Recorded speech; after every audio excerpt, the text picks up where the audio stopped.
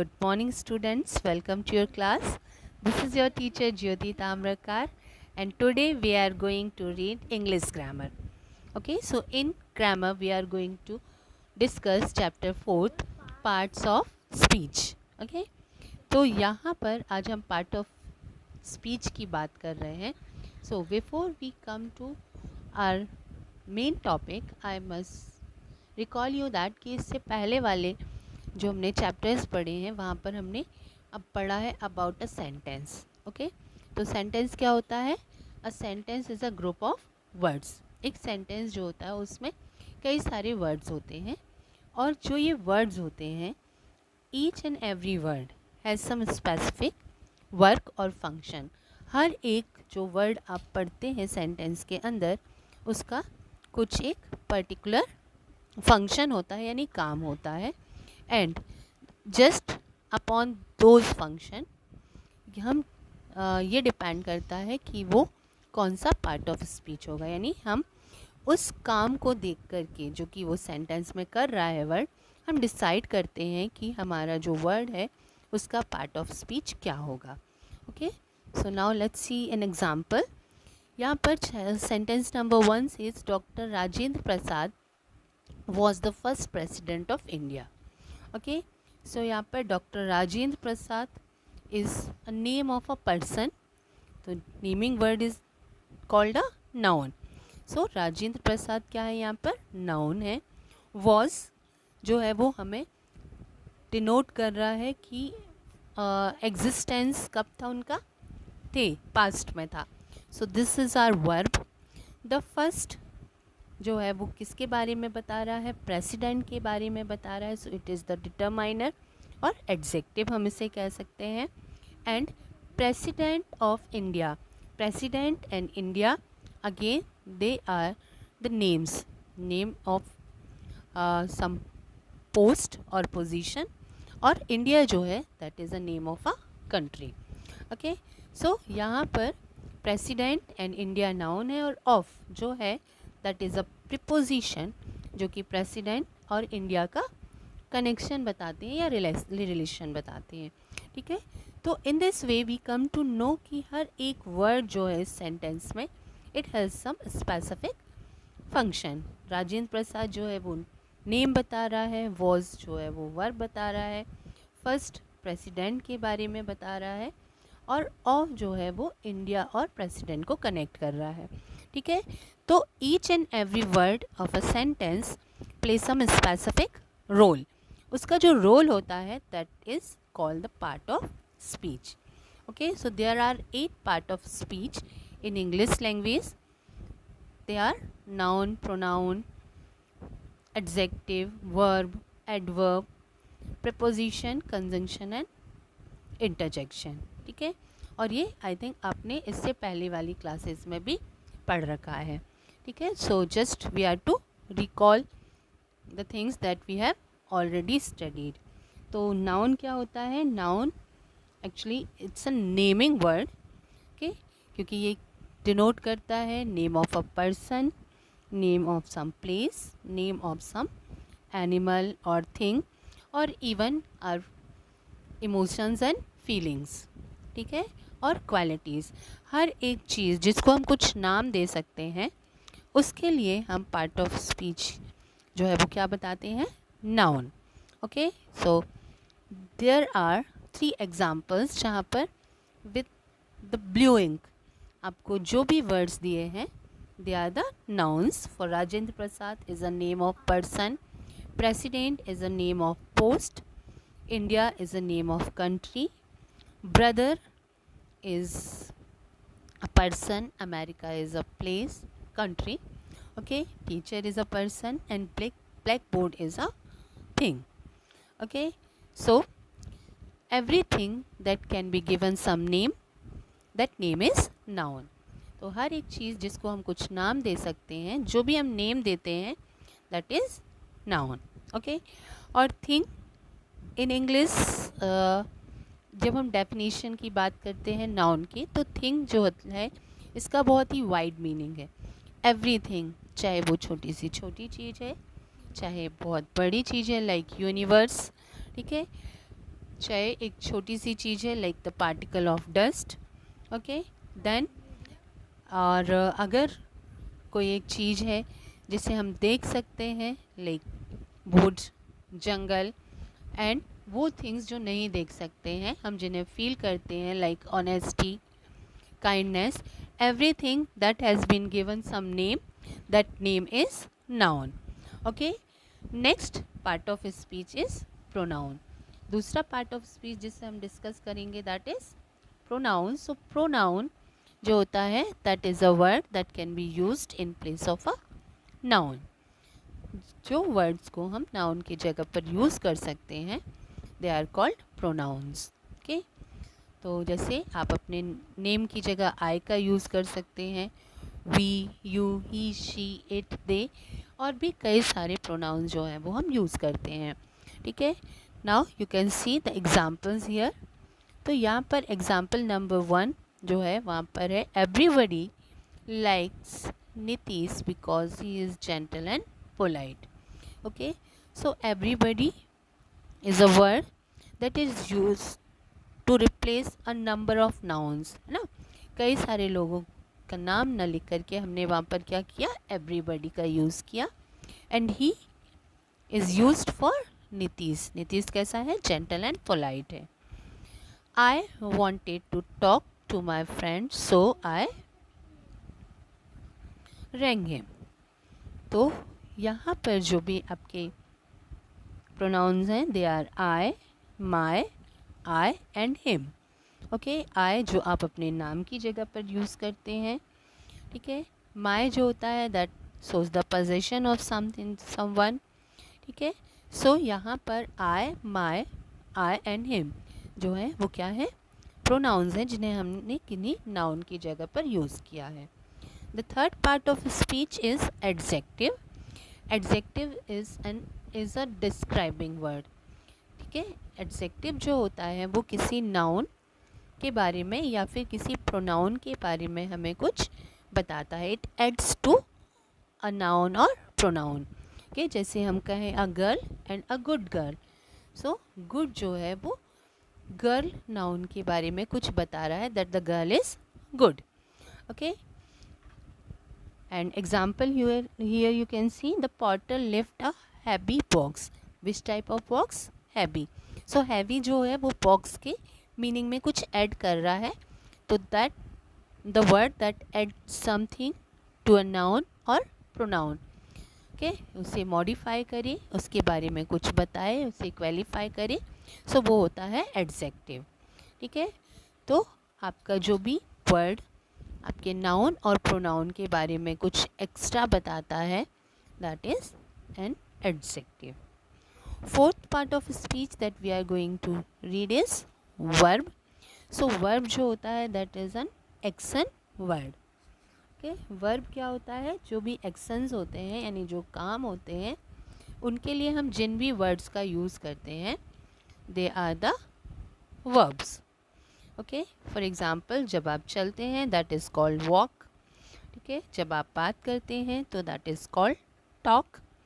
ठीक है, तो वर्ब जो होता है that is an action verb और साथ ही ये एक्सप्रेस करता है एक्शन को, इवेंट को और स्टेट को. ठीक है, जैसे हमने कहा आई एम अ टीचर, तो यहाँ पर एम क्या कर रहा है, मेरे स्टेट को यानी मेरे स्टेटस को या मैं जो हूँ वो बता रहा है. ठीक है, तो वर्ब्स एक्शन भी बताते हैं, इवेंट्स भी बताते हैं और स्टेट भी बताते हैं. ठीक है, तो वर्ब्स क्या करते हैं, जो भी हमारे सेंटेंस में है या जो भी चल रहा है या हमारा सब्जेक्ट जो भी काम कर रहा है that all is verb. Okay, now let's discuss the example. We waited for the school bus. So यहाँ पर वी इज़ द सब्जेक्ट और हम क्या कर रहे हैं, वी आर वेटिंग. किस चीज़ के लिए, for the school bus. Example number second is Manish is a gardener. Manish क्या है, is a gardener. So is से हम उसकी एग्जिस्टेंस बता रहे हैं कि वो एक्चुअली है क्या. ठीक है, तो जो भी हमारा एक्शन, इवेंट या स्टेट बताता है, जो भी ये बताता है कि सब्जेक्ट क्या कर रहा है या सब्जेक्ट क्या है. ठीक है, वो हमारा क्या होता है, वर्ब होता है। Next part of speech is adverb. तो इट इज़ अ एडवर्ब क्या होता है, एडवर्ब एक मॉडिफाइंग वर्ड होता है। मॉडिफाइंग वर्ड मतलब ये क्या करता है, किसी भी वर्ब या फिर किसी और एडवर्ब या फिर एडजेक्टिव के बारे में कुछ ऐड करता है। जैसे फास्ट, फास्ट जो है वो किसके लिए यूज़ करता है, फास्ट रनर, ठीक है। सो फास्ट रनर में क्या होगा, रनर इज़ अ नाउन और फास्ट जो होगा एडजेक्टिव होगा।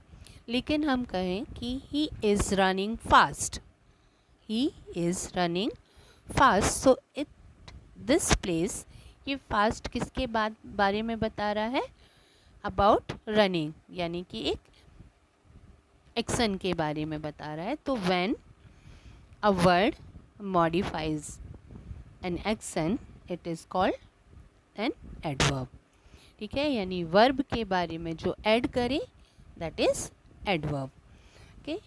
तो see the example now, the train moved slowly, train की मूवमेंट कैसी है, स्लो है। So this is the adverb here. The question is extremely difficult. Now you can see here कि यहाँ पर जो डिफ़िकल्ट है that is not a verb, but difficult किसके लिए आ रहा है, क्वेश्चन के लिए आ रहा है। सो डिफ़िकल्ट जो है दैट इज़ एन एडजेक्टिव, और इस एडजेक्टिव को मॉडिफाई कर रहा है कौन, एक्सट्रीमली, ठीक है। तो अगर किसी एडजेक्टिव को मॉडिफाई करने की ज़रूरत है तो उसके लिए भी हम जो वर्ड यूज़ करेंगे that will be called adverb, okay. Next part of speech is preposition. तो प्रीपोजिशन क्या होता है, its name is a combination of two words, pre and position. तो प्रीपोजिशन जो होता है it is a word that comes before a noun और pronoun, किसी नाउन और प्रोनाउन के पहले आता है, and it shows how it is related to some other words in the sentence. और ये जो प्रीपोजिशन होता है ये हमारे उस नाउन या प्रोनाउन जिसके पहले ये आया है उसका किसी अदर वर्ड्स के साथ में रिलेशन दिखाता है, ठीक है। Now let's see the example, they went to Agra by car, okay. तो यहाँ पर टू जो है वो आगरा के पहले आया है और ये किसका रिलेशन बता रहा है, दे एंड आगरा का, दैट दोज पीपल जो है वो कहाँ गए हैं, आगरा गए हैं, ठीक है। एंड किस चीज़ के थ्रू गए हैं, तो बाया कार गए हैं।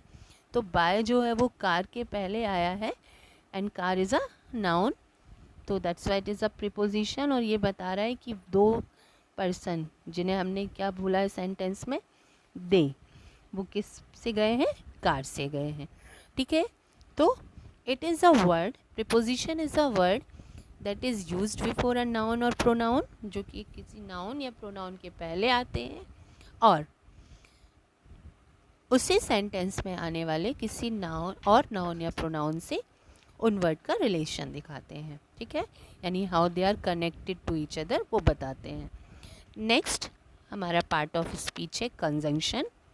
तो कंजंक्शन जो है that is made with the words junction, junction means जोड़ना, ठीक है। तो कंजंक्शन जो होता है इट्स अ ज्वाइनिंग वर्ड, यानी ये जोड़ने का काम करता है। तो ये क्या करता है, ये आपके वर्ड्स को, सेंटेंसेस को और फ्रेजेस को, क्लॉजेस को, किन्हीं को भी जोड़ने का काम कर सकता है। You can see the example, John and Joseph are good neighbours. तो यहाँ पर एंड ने क्या है, जॉन एंड जोसेफ को जोड़ा है। You were sleeping but your brother was reading.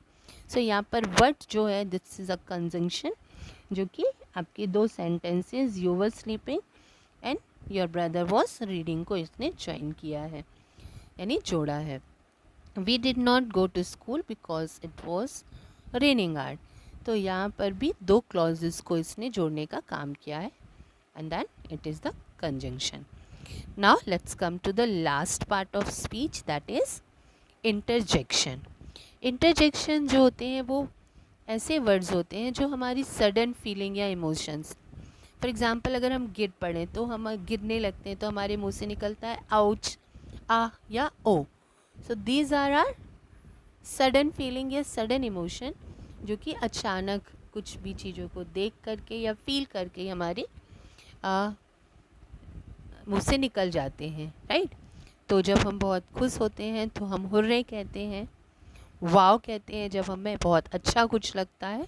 तो these are the words those show our sudden feelings और सडन इमोशंस, ठीक है। तो अलॉस इज़ अ वर्ड जो कि दुख के लिए यूज़ किया जाता है। ब्रेबो जब आप किसी को आपको क्या करना, इनकरेज करना हो तब या आप यूज़ करते हैं। हुर्रे एक खुशी का वर्ड होता है। तो दीज आर द वर्ड्स जो कि हमारी सडन फीलिंग को बताते हैं, that's why they are the interjections, ठीक है। तो this were the part of speech, you should remember that कि there are 8 part of speech, और ये डिपेंड करता है कि किस चीज़ पर, कि वो हमारा पार्ट ऑफ स्पीच क्या होगा वर्ड का। ये हम देखते हैं फर्स्ट कि हमारा जो वर्ड है वो किसी सेंटेंस के अंदर क्या फंक्शन कर रहा है या काम कर रहा है, ठीक है। Now let's come to the exercises. So यहाँ पर आपकी एक्सरसाइज नंबर ए है, tick right the correct option, then tick right the correct statement and cross the wrong one. तो पहले हम देख लेते हैं the first one, there are blank part of speech. So there are 8 part of speech. An adverb can modify, एक वो verb को modify कर सकता है, एडजेक्टिव और अनदर एडवर्ब को, right. The word and, and क्या करता है, जोड़ने का काम करता है, that's why it is a conjunction. Now let's see the right and wrong. So the first one is the pronoun can be used in place of noun. Yes, it can be used in place of noun. Second exercise is, second sentence is a sentence can be formed even without a verb. क्या verb के बिना कोई sentence बन सकता है? तो it's impossible to make a sentence without a verb. So this is wrong. Articles are also considered as part of speech in modern English. तो articles जो होते हैं they are not part of speech, actually they are determiners, ठीक है, उन्हें हम determiners में पढ़ते हैं। A conjunction is a joining word, yes. An adverb can not modify another adverb, तो दिस इज़ रॉन्ग, क्योंकि एडवर्ब किसी और एडवर्ब को भी मॉडिफाई कर सकता है।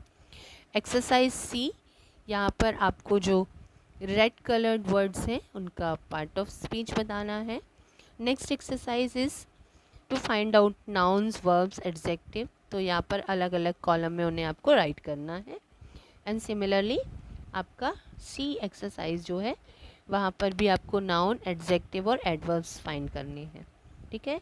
तो this I have done for you and your homework is to do the exercise number F, जहाँ पर आपको noun, verb and preposition sentences में से फाइंड आउट करना है। Okay, so this is all for today. Have a nice day, good bye.